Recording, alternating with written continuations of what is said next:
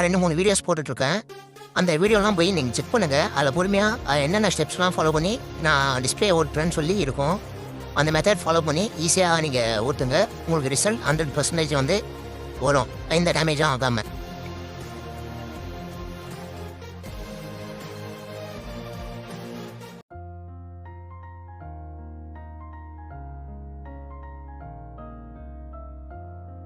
இந்த ஃப்ரேமில் வந்து டிஸ்பிளே ஏதாச்சும் இருந்தால் கூட நம்ம டிஸ்பிளே ஒட்டினதுக்கப்புறமா டிஸ்பிளே ஒயிட் ஸ்க்ரீனில் வச்சுட்டு நம்ம பார்க்கும்போது ஒரு மாரி ஒயிட் ஷேடு மாரி தெரியும். அது வந்து டிஸ்பிளே இல்லாமல் நம்ம பக்காவாக க்ளீன் பண்ணிட்டோம்னா நம்மளுக்கு அந்த இஷ்யூ வராது.